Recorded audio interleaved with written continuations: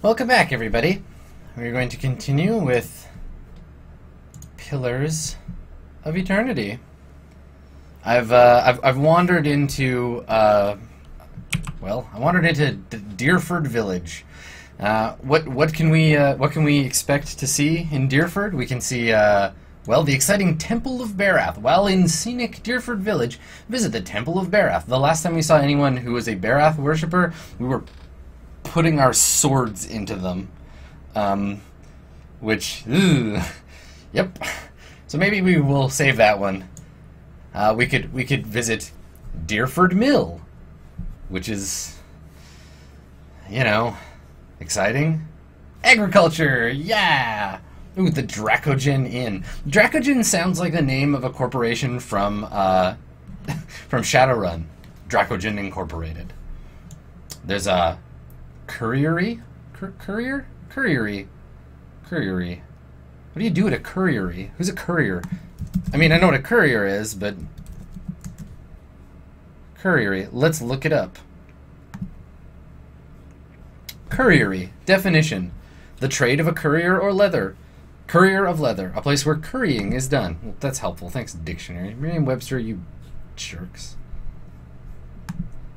Curry. Definition of curry. To clean the coat of a horse as with a curry comb or treat tanned leather incorporating oil or grease. Well, there we go. Alright, so this is where leather is treated using oil or grease. Curiery. Okay, I'm going to stop saying that. Hendina's Apothecary. Winfrith's Arms and Armory. And I assume this is a Grieving Mother, not a place called The Grieving Mother. So I don't know. I'm here to check things out. So we'll just start and work our way around. I want to hit up everything while I'm here. How long we gotta stand out here? Cowled Dwarf, Cowled Woman, and Medrith. Till we find her. Keep your eyes peeled. Oh, hello. An elf idles by the road, watching a village across the river.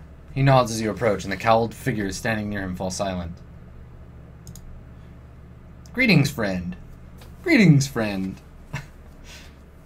A slow smile forms as he eyes you. I've heard of you. Word is you've been busy in Defiance Bay. That's right. I have a positive 1 in Defiance Bay. I'm busy too, and eager to finish my business and get back to the city. Strong and silent, eh? It's just the kind of person I need to find her. Her who? Haven't you heard? There's a murderer on the loose, said to have gone mad with grief and strangled a dozen healthy children when her own was hollowborn. We've come a long way from Defiance Bay to bring her to justice. So why are you standing around here? He nods across the river. She's hiding out in the village. We'd go in after her ourselves. The problem is she knows our faces. There's no telling what she'd do if she saw us coming. We'd like to avoid any further unnecessary bloodshed. Name's Nifra. She's an Orlan. We want to get her out of town so we can deal with her cleanly. She knows we're looking for her, but if someone were to convince her it's safe to leave... Look, man, if she's a mass murderer, why didn't the Duke send the Crucible Knights to get her? The powers that be want to keep things quiet, for obvious reasons. Better not cause a fuss, and certainly better not to startle her into doing something drastic. What is she? Is she a nuclear weapon? Like, come on, man. I'm not so sure about this. He lays a strong hand on your shoulder. Hey, Dick, don't touch me. A mad woman like that is everybody's problem, friend. Just keep an eye out. If you come across her, remember what I told you. I promise to make it worth your while. Yeah, I should get back to that. But first, a temple.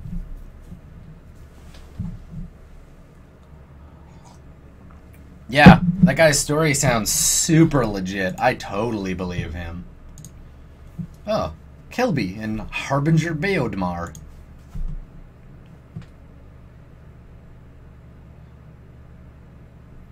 Look again! Again, someone whose face is covered in bruises. What is up with these bruise-faced people? Like, the writers of this game really like to tell you how everyone's face is covered in bruises. I don't understand. Alright, bruise face. Looks like someone's beating us here. No, it looks like someone beat him here. What happened to you? Tapestry?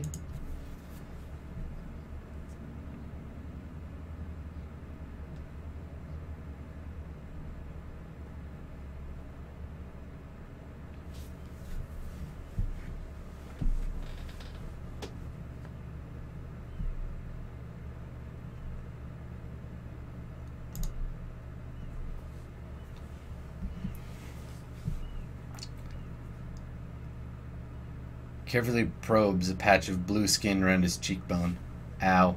Ow. Ow. Ow, ow, ow. Does sound like the lead and key, doesn't it? I'm wandering around beating people? Yeah, pretty much. Can you tell me where to find the ruins? If you don't, I'll beat you.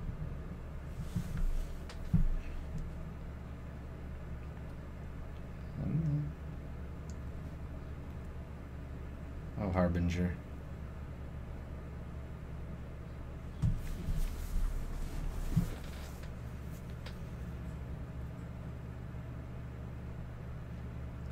A dangerous plot is unfolding there. I've got to stop it. Trust me, you're better off not knowing. You'll tell me because I'll give you and your assistant another beating if you don't. Look, the first rule about Glanfath is you do not talk about Glanfath.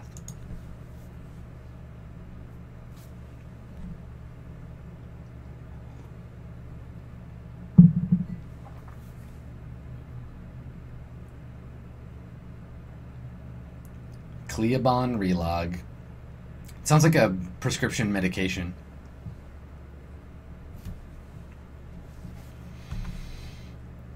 Oh, this is a temple of Barath? What can you tell me about Barath? I've killed many of his followers. Barath is the most universal of all the gods. It oversees portals and cycles, even life and death itself. Tapestries. Under Barath, an ending is merely a passage to another beginning. Barath has many representations across time and across cultures. Around the Deerwood, you'll commonly see it depicted as the Pallid Knight or the Usher. Oh, the Usher, cool. I like his R&B the best. Under the Glenfathans, however, they know it as Bunin I Enku and Enku I Bunin. I've never heard of that silliness. It means life in death and death in life, respectively. See them as two skeletal figures, one male and one female. Well, these guys are advanced enough to know what a woman's skeleton and a man's skeleton look like as compared to each other. I guess it wouldn't be that hard if you've seen a lot of skeletons. Hip structure and what have you. Explorers have found them carved opposite one another in doorways, but I know no particular legends to speak of them. Tell me about this Usher. Kith have written stories, songs, and poems about the Usher for centuries. Sometimes he's folk, sometimes dwarf, sometimes merely a walking skeleton.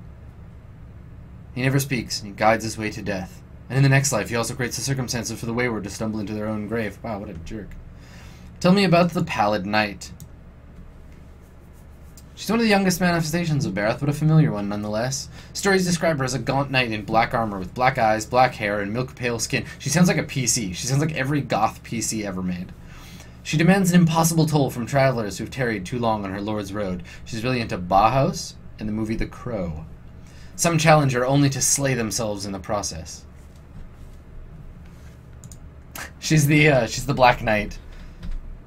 Tell me about Deerford. Folk here tend to keep to themselves, as they do in most towns this deep in the Deerwood. They're suspicious of travelers, but with all the brigands and refugees moving through the area, who can blame them? Farewell. Travel to Cleobon Relag.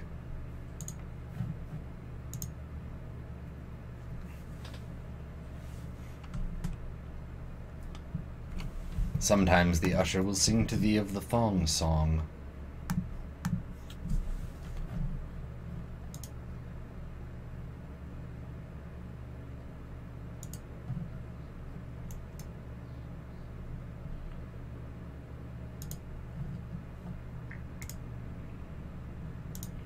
People eating raw deer.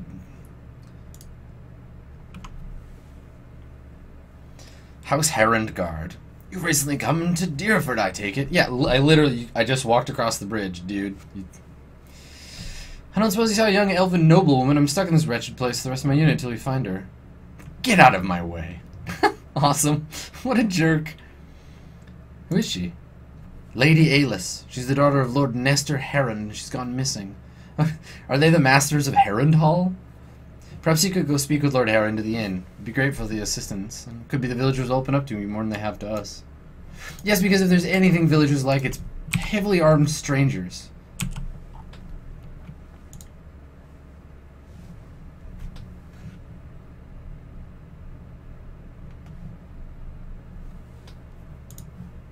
look at that little wheel going. Slowly grinds away at a trough of grain. Grain. Well, that's boring. I don't know what I expected from a mill. I was making fun of it earlier, but... Dealer Umbra points out that they might be the herons of Andraste, which is a delightfully nerdy nested joke that you would need to play both of this game and another computer role-playing game to even begin to understand. Ye piglets. Come here, Snowball.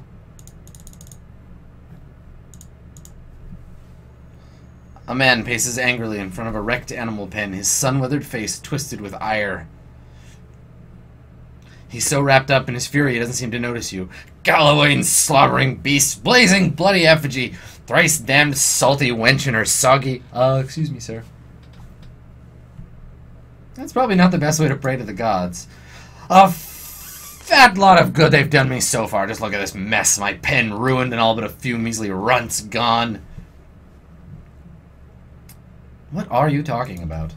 An ogre moved into the area not long ago. Folks had been seeing glimpses and tracks out in the wood, but it seemed to be staying away from town.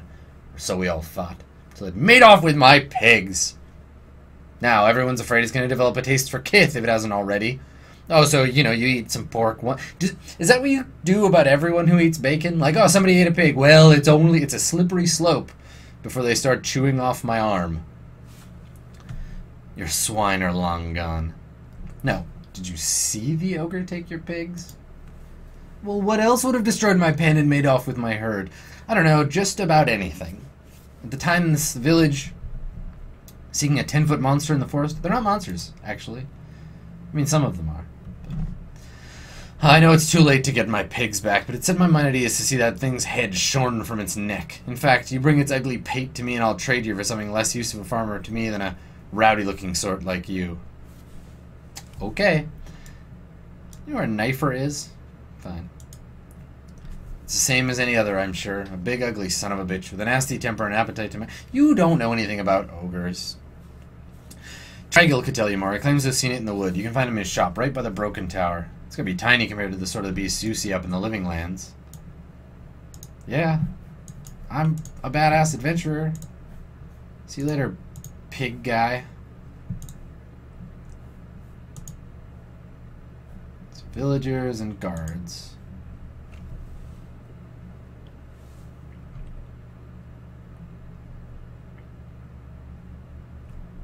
Ooh, look at all these villagers. Look at them all. Ooh. Sid.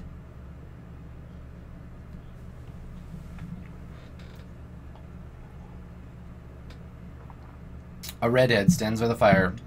Oh, she's a woman. Excellent. Tuning her lute and plucking its strings. She hums snatches of melody as she goes. First time at the Dracogen. Normally I'd have a song ready, but I haven't quite worked out this tune yet. I'm writing some chants about the founding of this inn. Say, you interested in a story? I haven't finished the chants, but I could tell you about it all the same. Alright, let's put on our reading glasses here. Sure, let's have it. Oh, excellent. These rustic fables are always great fun. Let me get out something to write with. Pelagina rolls her golden eyes and exhales for an excessively long time through her nose. Oh, Pelagina, chill. It was built in the time of Hadrit's rebellion. And Adrian Lady Thenu once had a keep here. One of the towers still stands, so the rest is said to be buried under the village.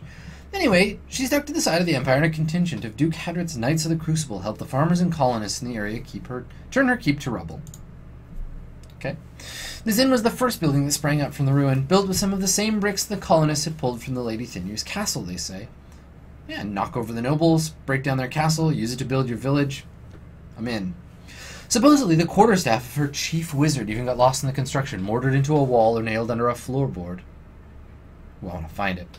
Anyway, the inn was supposed to be a haven, a meeting place, while the locals built their new town. Okay. What do you mean, supposed to be? Deerwoodens are an ornery lot, and much more these new neighbors met, the more they argued. They realized they didn't agree on much, beside ousting the old lord. The biggest divide was over the Glanfathans and their nearby ruins. Hadrit's knights and their supporters wanted to keep the peace, but a group of misfits with more anarchic leanings that had formed in town wanted to go after the tribes the same way they'd gone after their lord. I always love I don't mean I love it. I always love how games conflate chaos and anarchy as like the same thing. Soon, the villagers were fighting with each other as much as the Idirans. In the end, memories of the Broken Stone War and the War of Black Trees were fresh enough the Duke's soldiers won the day.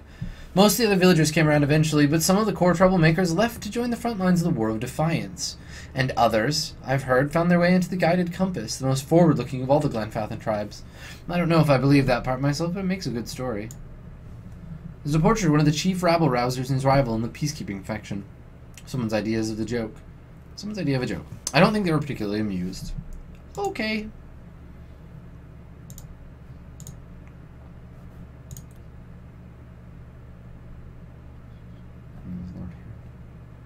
Hi, Aorn. Why, it's you. Thank you, friend. You've given me another chance. I mean to make the most of it. I've been telling everyone here how you helped me. Well, good, Aorn. I'm glad you're doing good. Everybody raise your danglers. Danglers. The innkeeper digs inside a mug with a dirty rag. His eyes under his thick brows are tired but watchful. He gives you a quick nod as you approach the bar. Don't see many travelers these days. Something I can do for you? What was your exchange with that nobleman about? Folk round here are decent. They mind their own business. You want to stick your nose in it, go talk to him yourself. No questions, but Deerford. Ask. You seen an Orland named Knifer? Twitchy lady, that one. That's it? You're not gonna tell me where she is, or... Okay, that's fine. Whatever you say. You said you don't see many travelers? Of course not. Why would they come here? We got bandits on the road and an ogre in the forest, as that yapping fool Rumbald will tell you. Worse yet, hasn't been a healthy child here in over a year. Most kith come here just passing through. Hey, that's me! I'm passing through. Tell me about the village. Walk from one bridge to the next and you've seen it. Quiet, hard-working folk. Keep to ourselves and don't take to Pat. Okay, so obviously he doesn't want me to talk to him. But that ogre. Fuck to Rumbald. Alright, you know what? I'm just gonna stop talking to you because you're boring me. Lord Herond. Den de Valero. The man wears Adir-style robes, simple yet elegant. His fine leather shoes look like they were made for padding around indoors, yet they're caked with mud. He yanks at a lock of hair twined around his silk-gloved finger. His fine features are etched with anxiety. So we're supposed to think, just straight up here, simple but elegant clothes, fine leather shoes, but he's out of his element, and he's anxious and pulling at his hair with his silk-gloved fingers. So he's a fancy pants and shouldn't be here.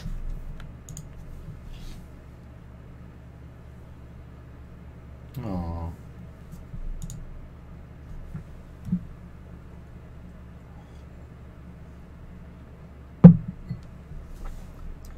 These villagers what?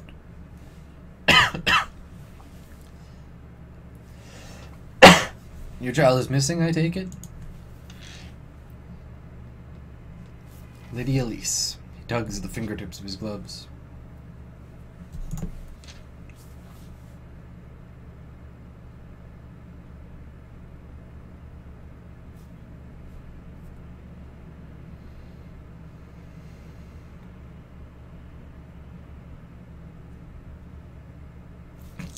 Okay. Alright, you apologize. I mean, you're still kind of a prick, but whatever. Ooh, a drifter. My lord, a simple vagabond. Bounty hunters. We don't need their scum. If you find her, tell her I won't be upset with her. She can come back and all will be well. I want to make sure my Alice, my child, is safe. Nothing in the world is more important to me. I heard you arguing with the innkeeper.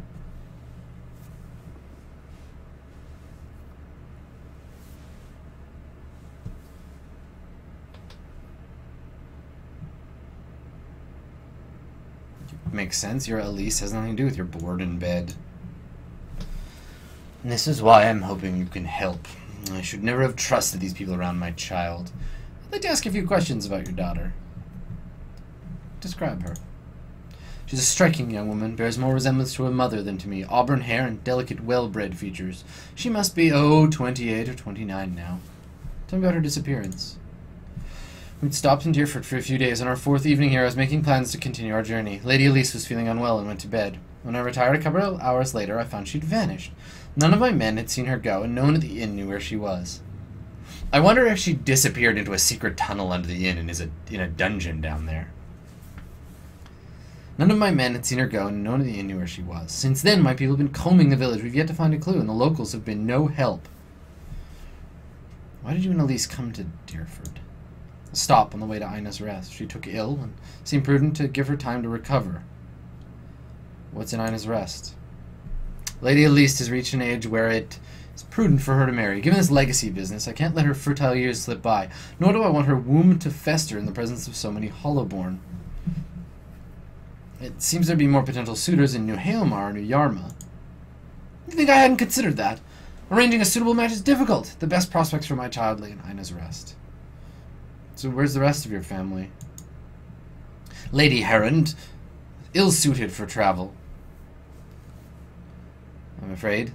And unfortunately, Elise has a few other close relatives. My sister and her husband, Elise's aunt and uncle, of course, have been visiting Ader these past months. And as for siblings, Elise has none. My wife has only given birth to Hollowborn, since Elise, that is. I see, but going back to your daughter, let's go back to my previous questions. Goodbye!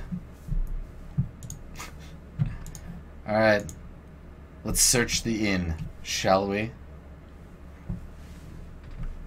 Tristeray in Twitch chat points out that this guy sounds like a douche canoe, to which I say, yes. He does, doesn't he? Who's coming up the stairs? What up? Ah, it's her. The Orlin hovers by the window, peering out of it every few seconds. As you enter the room, she watches you carefully, hand hovering over her stiletto. She cranes her hand to peer behind you.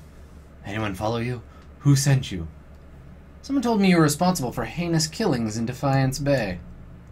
Let me guess, was it someone named Medrith? It's a lie, plain and simple. I got on the wrong side of his employers, and now he's after me. But if you're here to do his dirty work, I won't make it easy on you. Whoa! Calm your everything. What story? The Dominoes came after me. I hate those guys. I just happened to rob the wrong place. How was I supposed to know they'd already claimed it? It was an honest mistake. I'm just trying to survive now. If you spoke with Medrith, you know where he's waiting. Please, help me get out of here. Yeah, no problem. Go east. He's waiting for you on the west side of the river. Alright, I'm trusting you. Don't have much choice. See if you can send him the other way. That should buy me some time. I shall.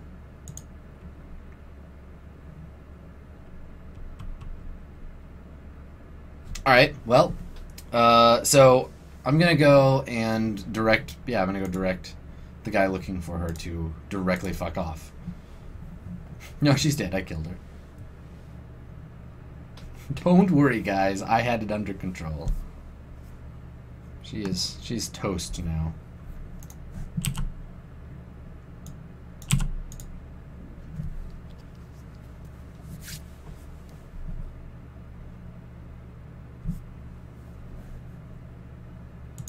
What's up, elf? She snuck out the back of the inn and went north. Did she now? And how would you have known that? I was just hoping you'd believe me. Don't worry, I'll catch up with her right after I take care of you. Alright, well, saw that coming. It's a whole village of douchebags and fools.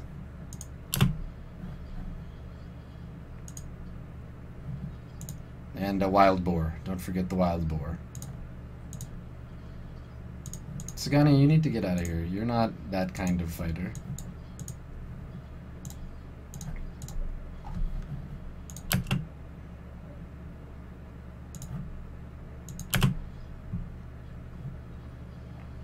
That guy just popped. Yeah, take that. Take that, you fools. Wow, look at all this fine equipment. I gotta kill people with money more often. I'm rolling in dough. Fine brigandine. Quay. Yeah, I feel a bit bad about killing that poor boar. The boar never did anything to me, but what are you gonna do?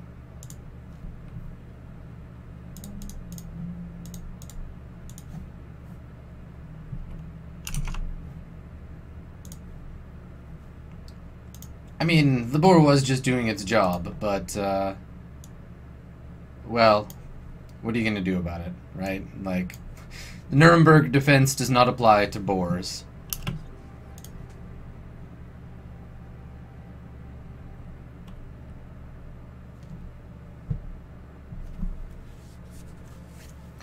Okay. So I'm going to continue my my search through the inn. Hello. Hello. What was that about? Hello, Pace. Dangler will get you sorted. Or I could just take a beer from back here myself. No, no, I won't do that. Let's go upstairs and look around.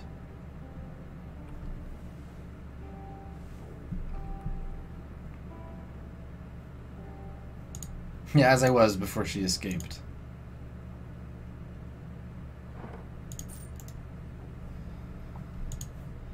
Alright. Oh, I should also get rid of all of the other equipment that I have in here.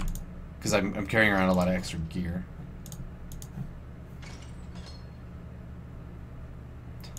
There's a Medici here, evidently. You must go. Verisimilitude, begone. Thou art banished. Back to Kickstarter from whence you came.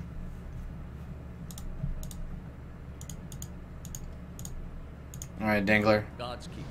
I'd like to order food and drinks, but mostly I would like to sell you crap. Here. Buy all of my garbage. Have a stick. Have some traps. I don't know. You're an inn. You have to buy everything I give you.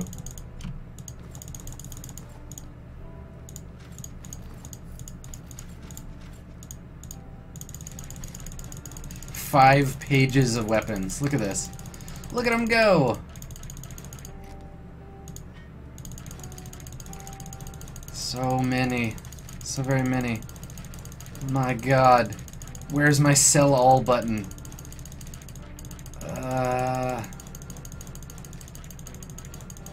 Painful. Well, how's everybody doing? How about that local sports team? If there's a more efficient way to do this, someone, for the love of God, tell me.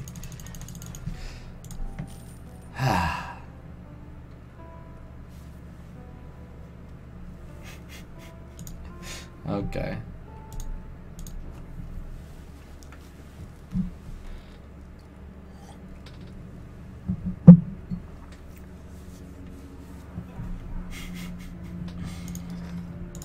Hast thou returned from thy quest? So why is there a notification? Fine. Be ye that way. I'm gonna build more stuff for my castle. More castle stuff. How about a hedge maze?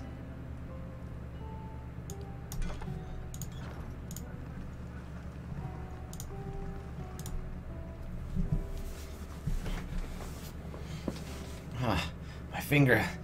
So tired from all that clicking. By the gods. Okay. Alright, so we're in town. And, what are we still doing here? What am I even doing? So there's the ogre.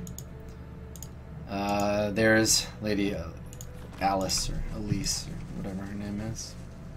That's fragrant. A young woman leans against a wagon. One arm and one side of her face are covered in bandages, with raw, ripped flesh showing underneath. A minty, tangy scent wafts from her dressing. That's gross. How did you get burned? By the flame. How bad does it look? Just say it. I know you'll tell me straight. Looks like it hurts. It's a mighty soft way of putting it. I've been keeping an eye on a drake's nest east of town.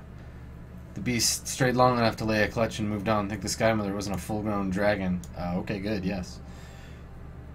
Fresh eggs. I thought I'd see about getting an egg. We didn't realize how many of them was hatched.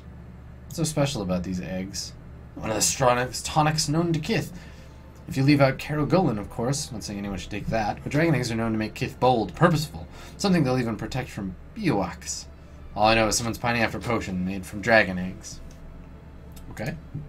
The damn roads. Can't reach any of my suppliers. I'm stuck with what I can scrounge from the wood. I could get an egg for you.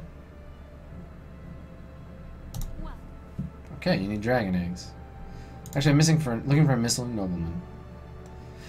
Oh, that lord's daughter. She was a new shade of green. I bet you she was pregnant. Did she run away because she was having a baby? What's wrong with her? I'm not one for gossip. I certainly don't want to cause the poor... Lord Heron said she was ill from travel. There weren't no road sickness. Aw. Yep. Yep. I bet you there was a baby situation going on there.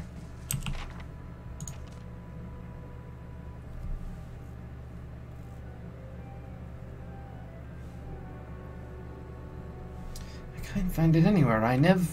You never what?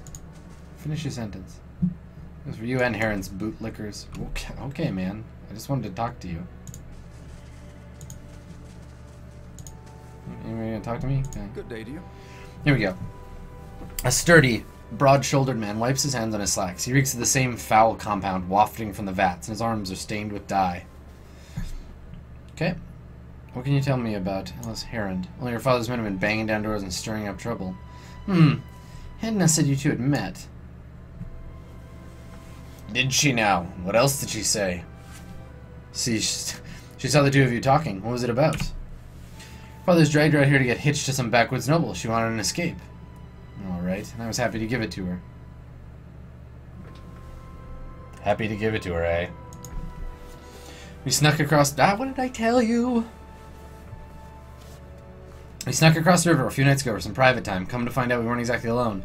An ogre, taller than Winifred's tail, sprung out of the forest. We were so lost in the heat of the moment we didn't notice until it was upon us. It grabbed Elise and disappeared in the night. Oh no, she's been ogred!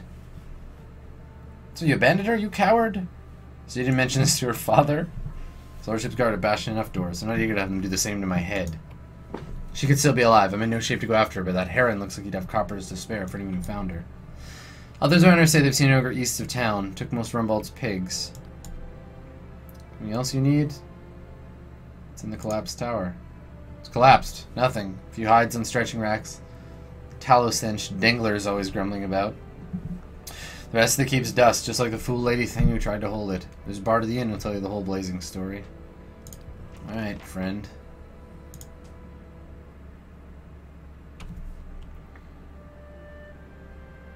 Wow. Wow. Captain Tryhard in Twitch chat just said, I guess it's game ogre for her marriage then. Boo. Boo. Boo. Alright, griefing mother. Oh, she has a portrait. The middle-aged peasant woman who's dressed in brown leather cloth draped down to her knees. Her hands are working at separating stringy, colorless vegetables in a pile in the middle of the night. Stripping the heads off the long fiber stems with a paring knife. She discards the stems one by one, placing the heads of the vegetables into a small cradle-like basket in front of her. She doesn't greet you as you approach. You're not even sure she knows you're there. Excuse me? The woman doesn't respond, keeps stripping the heads from the vegetables with a steady rhythm. She may be deaf. There's no indication she heard you. Let's study her. At first glance, she seems nothing more than a middle-aged woman. Unremarkable, maybe less stern than most. Are most middle-aged women stern? She's more focused on the weaving in her lap than her surroundings. Yet suddenly you notice she's not stripping the vegetables before her any longer. She's weaving, and the vegetable pots are now missing. She still pays you no mind, her brown locks torn and snagged from lack of washing, like many of the townsfolk you've seen. Strange blur to her, even the motion of her hands seem to be playing with a thread that lacks color in a shape that lacks interest. What? What is even going on? Maybe she's half-minded or deaf, but something feels wrong. As you watch, her knitting takes on an odd cadence, with the terrible suspicion something lurks beneath what your eyes are showing you. Focus on the woman. Her brown hair is long, almost impossibly to the length of her hands. As you follow the streams of her locks downward, the hair becomes long and black, splitting off into threads of black and silver and wrapping around her hands. What was in my food? I'm going crazy. It's forming a soul cradle with the threads, braiding a net in front of you, each finger long and sharp like a series of knitting needles, almost hypnotic. The silver and black strands of her hair, this is like a Japanese horror movie, weaved together, silver predominating as a highlight, the black shadowing it. There we go. I was waiting for that creepy purple knockout gas. Suddenly, you're calm. You're on a plateau, almost the height of a tower, several stories high. The plateau is like a table lying beneath a clear sky, and beneath the plateau, surrounding it in all directions, a forest, hazy with mist. Although whether it's actual mist, or distance, or a recollection. Although whether it's that or what. Okay. Resting in the curve of the natural arch above you is a great copper bell, half again the size of a man, hanging at attention, as if looking down on you in the event unfolding. Yeah, I went into the tannery and I inhaled a little bit too many chemicals. The plateau is soaked in the sun, and the rock beneath you is rough and warm. The sky forms a cradle around you. You feel different. Not disembodied, but you feel your body. Your physical contours have changed along with the surroundings. Oh, I'm one with Mother Gaia. You're a soft series of chimes, like wind chimes. At the sound, the scene gains color and texture, as if the sound is beckoning you gently forth, filling your senses and thoughts like a mist, rolling softly into a sealed chamber. The chime coaxes you deeper into the memory, and you're certain it is a memory. A warm one. It's freaking hypnotizing. You're on the stone of the plateau, your knees on the warm texture of the ground, silver, white, shimmering like Adra. The plateau is formed of it, glistening in the sun, and you can feel the heat on your skin, your wrists, your hands. Your hands are in motion, weaving, not threading, but gathering, tenderly moving along the first movements of Barath's wheel. Your hands are wet. Your hands are upon the flesh of a newborn child, and you can feel the crowning of a tiny head, turning in your grip. The head slick, wet from the womb. A baby, a tapestry of bruises. Your hands are wearing, inhabiting, have done this many times. They are practiced and confident. You feel distant pains in your own head as the head emerges, a stream of fluid from the womb helping the newborn slide forth, and a woman's labored breathing, crying out. God, this is... If I were a GM and I was doing this to players, if I was saying all of this stuff, they would be like, everyone would have checked out by now. As your hands move, you hear the sound of chimes, clear, cutting through the haze of memory. You cannot see where they are coming from, but they are close, and they are meant as a comfort. Of that you are certain. Draw forth the child, and coaxed by your hand every movement, causing the chimes to sound again almost eagerly. The child comes forth, and as it does, your hands are in motion, weaving, moving along the length of a soft, wet rope. No, an umbilical cord. From the legs of the naked woman before you, you're holding a small child still wet from the womb. Before you... The child cries out, its cry, full of life, full of soul, the ringing of chimes echoing in its thoughts, filling it with its welcome. The soul is blurred at the edges, as if you are viewing a soul from within a soul, but it is there. It is alive, and the woman before you is weeping at her first cry. Her hands reach out for it. Surrender the child. You surrender the child to her, and something you have done many times before, and as your hands move, the chimes echo the movement, and you realize the chimes are hanging from cords on your wrist, and where once they echoed the memory, now they are echoing in the child's mind as well. The chimes are intended to welcome the child, to be its first gentle greeting into the world, a soothing sound, guided by the tender motions of your wrists. You are helping to weave its thoughts, its perceptions, and the experience. Oh, the experience. The woman laughs. Ha-ha, with a ragged joy, laughing from a parched throat. Her emotions seem soothed, but the physical demands of labor have left her exhausted. Who wrote this? Stephen Lumpkin?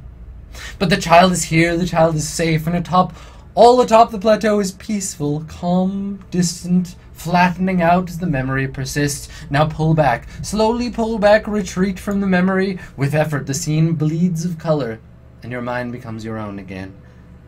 There is no pull, no anchor, yet the sound of the chimes remain.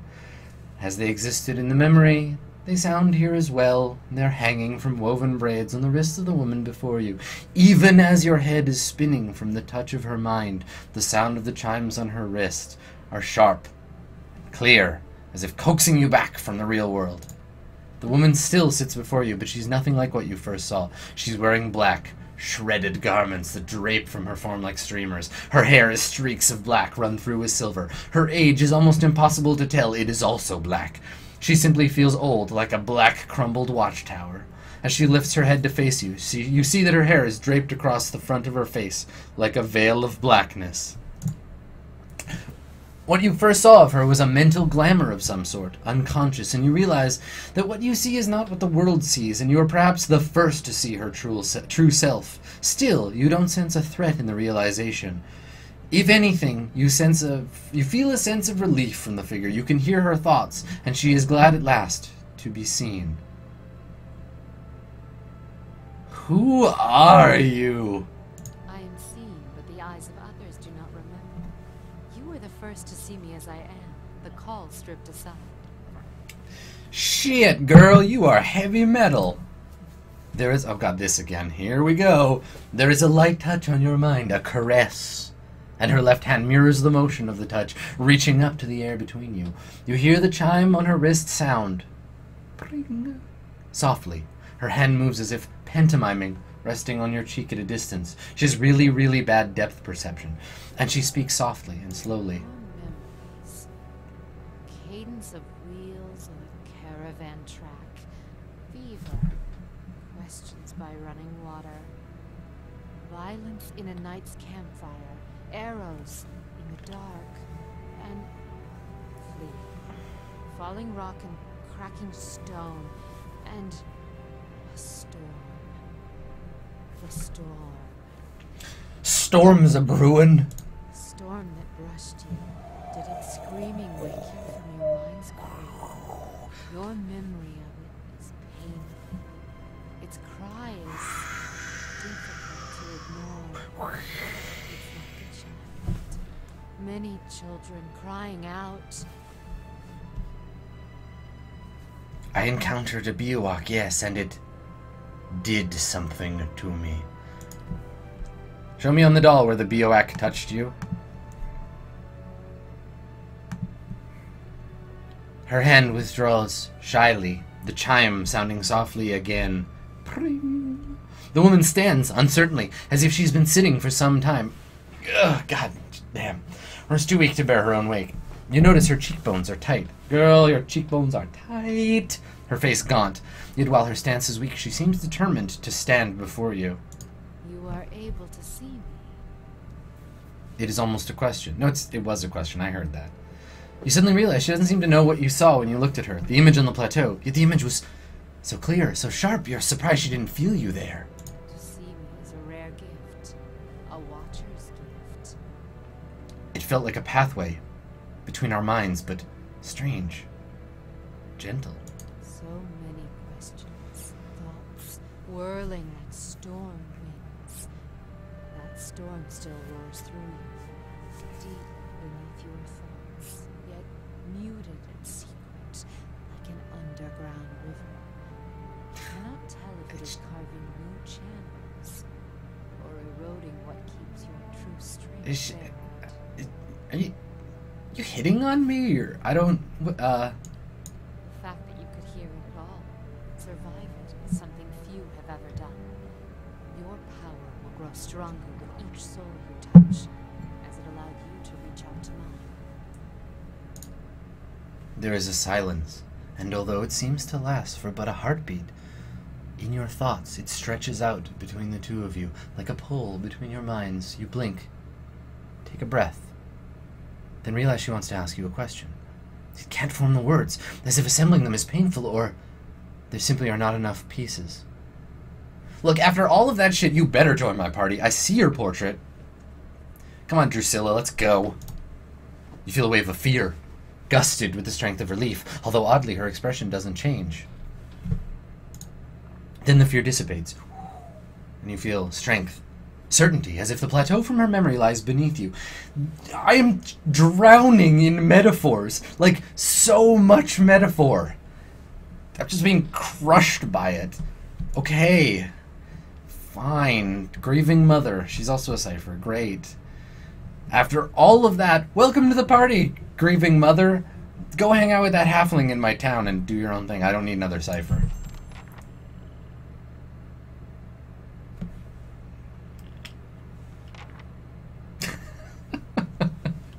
Alright, and the award for most melodramatic joining of the party by any NPC of any game I have ever played in my entire life. Pillars of Eternity. Congratulations.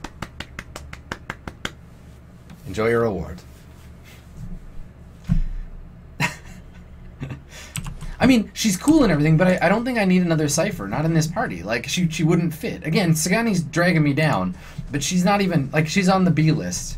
Throw her in a maid's outfit and get her back in the castle, because that's how we do.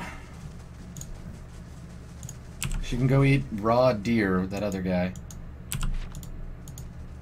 I am gonna save. I do not need that again.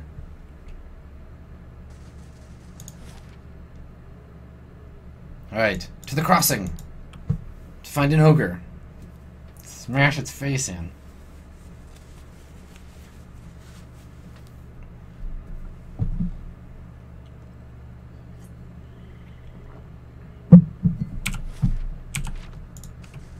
Oh, actually, you know what? I should go back and buy, God, I was so distracted by my new goth friend.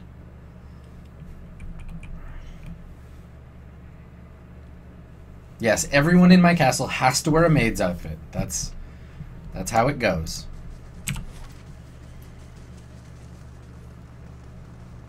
Yeah, let's go back to the inn. I need to buy some more camping supplies.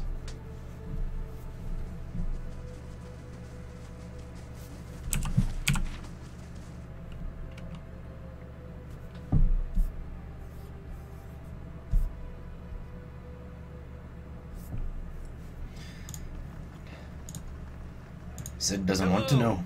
Sid doesn't care. I'd like to order food and drinks and camping supplies. He only has 2? Aww. You're the worst. Do we still have our rested bonus? Yeah, we do. Okay. Fine. I'm out. Go fight a ogre.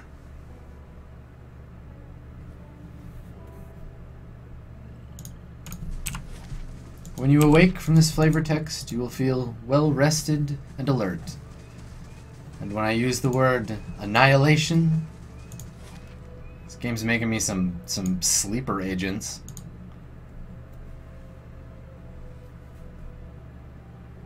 I gotta up my creepy Cypher game. My character's way too normal.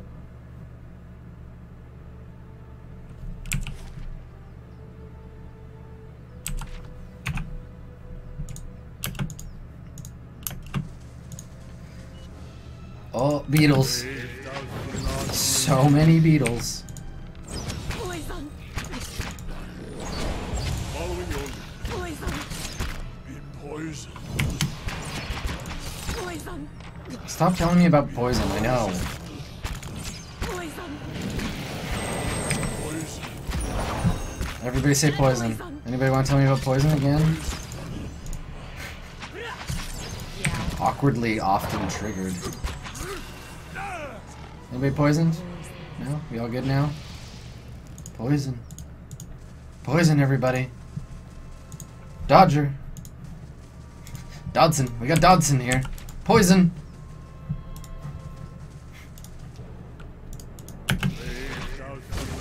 A wood and stone beetles this time. Puissant. Poisson. Bruh. I love that Pelagina's like attacking noise kind of sounds like someone like a reggae artist making a gun noise. Bruh.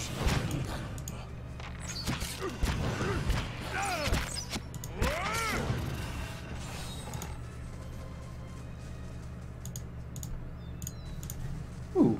This lovely riverside. I quite like the environments in this game, like especially the outdoor ones. They put a lot of obviously a lot of love and energy into that action. Yeah, I really like it. Do a good job. Why are there so many beetles? This is a beetle-rich environment.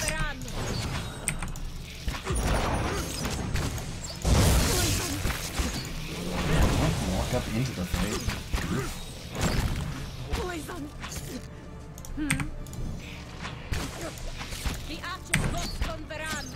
Poisoned. Okay, I know, with the poison. You don't have to tell me every time. I believe you.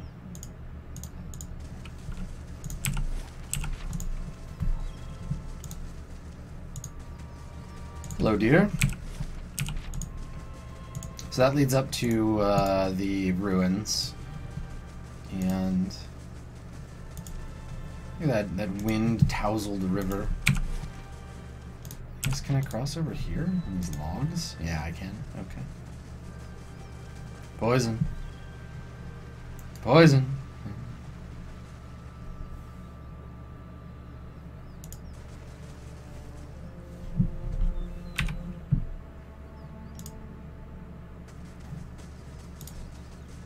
Wolves.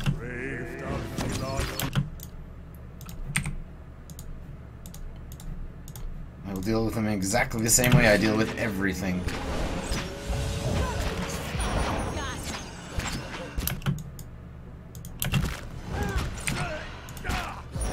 By freezing it and smashing it with stuff.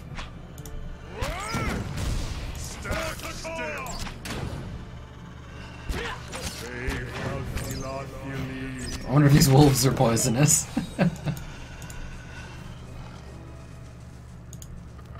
Ooh. A scepter. Oh, don't forget to skin those wolves. I'm ready. Gotta make sure you skin them. I shall be discreet. Oop. I forgot one of my wolf skins. It's so important. I'll leave those behind. So the reason I'm sneaking right now is just because we're in these ruins. And I want to see if there's any hidden objects. Can I continue this way? Yeah. Okay, good.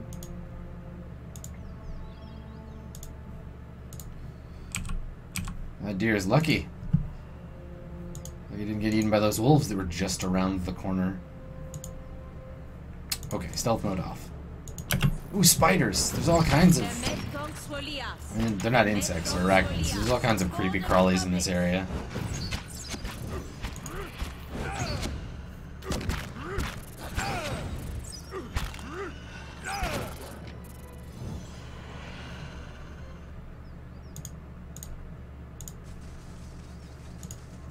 Oh, dear lord. That is a lot of gross bones. I guess this is probably the ogre cave. Okay. Well, before we go into disgusting ogre cave, I'm going to take a quick break. And I think that you should too. Because it's going to get messy in there. It's probably poisonous ogres. Maybe some wolves. So, take a short break. Grab a glass of water. And we'll see you soon. For more Pillars of Eternity.